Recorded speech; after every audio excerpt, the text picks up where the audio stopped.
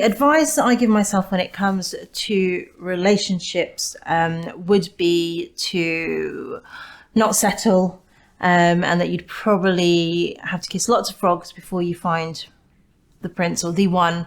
Because I think for me, I always felt like I settled because based on what I think I deserved, or because I wanted to find love and I wanted to be in love and I wanted the relationship. So I suppose it's just to make sure that you're not settling. Yeah. More laughing, I would say for myself. And that's just because sometimes I can just take life so seriously. It's not easy. Yeah. It's not easy. Juggling, motherhood, wifehood, working. So sometimes I can be very serious and not enjoy life as much as I should. We should. Yeah, I would echo that. I think what I would like more of is maybe those landmark things. We're not really, I don't know, we've never really been ones to do great big things like we're going to go to the Grand Canyon, or we've never been like that. But whenever we do the small things, they've always been significant. So, when we first went to Gambia, or the second time we went to Gambia, we experienced something, and it wasn't from a tourist perspective at all. It was from a perspective of being somewhere, seeing something at the same time that just made us say, did you see that? And just holding that as a cherished moment. And, she knows exactly what I'm talking about. But having those sorts of landmark things, and I guess that's to do going back to money and being able to put yourself in places that we wouldn't usually do. We one of the things that we're changing is that we've been relatively safe, and we haven't pushed out too far and stretched ourselves. And I think we're slowly doing more and more of those sorts of things. I would like to see less fear of the unknown. I'm moving definitely into a phase of we have to invest, we have to take a risk, we have to learn new things, we have to go into places that we don't necessarily or we wouldn't usually go into, and just have a little less fear, which is quite daunting because I guess as you get older you stay relatively safe. But I think there's something within pushing that and going into spaces where it's rather than staying in that space of saving, but moving into the space of investment. The advice I give my younger self will be, number one, be more patient. And number two, be more open with my feelings. Due to certain things that have happened in the past, my dad dying, etc., it caused me to close off. And I think some of the relationships I've had in the past have suffered from that lack of connection or that withdrawal of connection. And I think, luckily I recognised that as an issue before the relationship with Karen came about, and therefore could do something about it. But if I think about it, if I hadn't realised that, then I probably would have destroyed this one as well. Well, yeah. He's got two already. I want a son. I do want a son. If you can guarantee me a son, then I'm down. You can pay for it. You can pay to choose the sex of the child. I don't want to risk having a daughter. I'll be honest with you. I don't want to risk having. I don't want to have a daughter. And shout out to my daughters, because I love you and you're amazing. But I don't want to risk having another daughter. I don't. Emotionally, it's a lot, man. You see, I've got a son already, and you want a boy, innit? Badly, yeah. I want a son. I want a girl. I feel like your life's not. I want a girl. So he wants a boy. I want a girl. And if I had a boy again, would you upset? It's not that I wouldn't. Okay, you'll be upset, but I'll be upset. So then you would be happy. I'll be upset with a girl. So you'll be upset with a son. To then go to, you understand? Like, you would be upset if you had a girl. Upset, distraught. I would think I would cry. Lose the will to live. I think I would cry if they told me that I had a boy in the thing room. You would be there cheering, and I would be. Would you cry? Would you really cry? I would cry. One of the greatest things about her is the fact that she's a very loving mother, and also a very loving partner. That's probably the greatest thing about her. She takes care of us.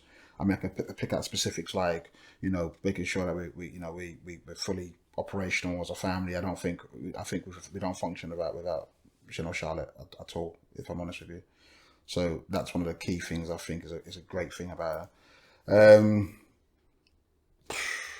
I guess negatives, maybe, she's got certain habits that she knows I'm probably going to say. I don't want to expose too much, but, maybe, shopping. I don't know, the buying of stuff and buying multiple pairs of trainers at a time can be a bit of an expensive habit, and one that's like could be a negative. But she looks good, right? So I kind of like, okay, things are roundabouts. And also, sometimes one thing is, I'd love her to work more on her timing of sometimes, because obviously she doesn't have any kind of concept of time. It's almost like, concept of time is kind of completely lost sometimes. We get there in the end. Yeah, but we do get there in the end. What do I love about you? Karen's probably one of the most caring people I've ever met in my life. She not just goes out of her way, that she literally embodies other people's happiness and then projects it back to them. It's the easiest way I can describe it. She's got this way of making people just feel comfortable around her. I call her a Pokemon catcher, because when you go to different workspaces, you're supposed to leave the WhatsApp group. Karen doesn't leave the WhatsApp group. Karen's got pockets of friends everywhere. So she just she collects them and doesn't let them go. But they stay there willingly because she's such a charismatic and happy person. Now, as much as before we started, she used to be slightly irritated when she was running past my office door. There's a window. She'd be banging on the door, hi, and you're in your worst kind of depressive state because I can't get the business's bank balances to balance. But there's this fairy bouncing around in the corner of the room. It gives you an excuse to smile, and I think that sort of sums her up in a nutshell. She's a fantastic mother, excellent lover, and really couldn't have asked for a better wife. I've got teenagers right now, so I'm going through this teenage thing. I don't want this emotional stress and heart wrench and do you understand? I don't want this. You just want again. manliness. I just want a nice little boy telling me, listen, go and run in the field, go and be tough and be strong, and let's go and be masculine energy. Let's But stay then in don't that you place. think that God gave you girls for a reason? So that you can understand the female I've done my a time. little bit I think more. I've done my time. I'm doing my time right now. I'm doing my time. You want to give me more time to do? I'm taking my punishment. I'm taking it. Cool. God done what He done, and I'm accepting it. Mm-hmm. But I don't want more. I don't want more of this. No. So how do we go about that then? Maybe I don't. Maybe I'd rather not have my son to not have any girls. That's how I feel. I'd rather just not. So you're like, done. I sacrifice my son. I want a son, or I don't want any more kids. I would say his worst, I'll start with the bad first, is that I don't feel like he always trusts me. I don't know if it's because it took so long for us to get together and he's waiting for something bad to happen, but I don't feel like he trusts me as much as because with me, I trust him 100%. There's literally there's no hesitation, no nothing. He can literally just go. He goes out with his boys. I don't check in. Because I'm not concerned in that way. Whereas I don't feel like he feels the same in regards to me. And sometimes it will just make silly little comments like, make sure you come back to me, or something, that kind of thing. And I'm like, of course I am. Like, I'm not going anywhere. He's my best friend. And I hate dating anyway. Like, who really wants to go out and leave the good relationship I have for what? Do you know what I mean? But I feel like he don't fully get that, which is very frustrating at times, because I feel like I could be like, yeah. I can rebuttal that. I don't think he knows how much I love him, and he's always constantly like second guessing it. And I know it's difficult with someone like me because I can be quite cold, but I grew up with nicknames like Steelface and Stush and Ice Queen, but those were at a time when I didn't realise that it's because I'm neurodiverse, and the way we communicate and interact with people is different to the masses. The proposal took actually a year in planning, and the photographer that was involved, because we'd done the shoot before, basically what I wanted to do is I wanted to pull the wool over her eyes completely. I wanted it to be an absolute shock. So I had to find a way for it to be her idea. and she was bringing it to me. So whilst the photographer's on the phone to her, she's messaging me. So we're sat in the front room sometimes. Karen's over there messaging the photographer going, yeah, but she's asking all these questions. And the photographer's messaging me on the other side of the couch. I'm like, no, to say this, what have you. So when we did the actual day, they were taking pictures and what have you in different spots. And I had the real ring box in my inside pocket of the jacket. So I kept trying to move her so she wouldn't lean on the box itself and realize that something was in my pocket. And then when we got to the Greenwich Mean Time, the significance of it was that Karen's been a constant in my life. And I wanted to ask her the biggest question of her life in the world's constant. So that's why it had to be there. So it was funny, like it's giving people evil looks as they were standing there because they were in the shot. And I'm like, you need to get out of the way. So then we did the actual proposal there. So it actually worked like clockwork, and objective was achieved in the sense of she knew nothing up until the point. So he's quite romantic, really, underneath all the facade. Don't tell people that. They'll pick on me on the street. For me, what love is, it's like it's a driving energy. It's what drives you to the actions that you commit, the way you are, and that also fuels the emotions that keeps it going. It's like the driving action force that you need to just keep on going when lots of things around you are being like, you don't need to do this, that there's something else, there's an essence that's there. And I think that's what love is. The greatest things. So the greatest things about T is that, again, I've mentioned already, he's very patient with me. He needs to be, because I am not easy. And I know that. I know who I am. I'm a pain. But I also bring a lot of good things, I like to think.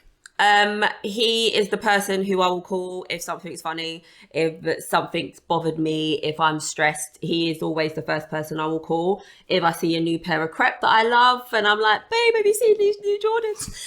He's always my go-to person with everything. And I would say that is one of the best things, because like an all-rounder. I also love the way he is with his mum, even though now I'm her favourite. Yeah, just he's amazing with the kids. There's loads of really good qualities. We are also very, very similar on the way that we didn't have the greatest upbringing. And so now we both really want to give our kids a great upbringing, and we'll do things with them because we want them to look back and remember those things. And we both get a sense of that excitement for them because we never had that. So yeah, there's a lot of things that we are very the same with, but also very different with. But that is how we work. I'm a bit nutty. He's the sensible one. He reins me in, but I also bring him out a little bit, and it's just how it works. It's a super objective. So like, if you're talking as an actor, yeah, an actor gets a script, and every scene you have an objective, and those objectives can change scene by scene. Okay. But I think, for me, Nana talks about a driving force. My super objective has always been to stay with the woman that I love. And so no matter what the scene objective may be, today's scene objective may be just trying not to punch her up. Like, no, I won't do that. Okay. Okay. So the scene objective might be just not to get into an argument. You know what I mean? But as long as the super objective is still being with the woman that I love, then I'm good. Oh, and he's also helped me to be better. Because before I got with T, I was in not the greatest accommodation. My living situation wasn't great. I wasn't driving. And I was not in the greatest place. I now have a nice car. I now have a nice house. I'm the happiest I've ever been, to be honest with you. And yeah, life is good. Thanks, babe. No problem.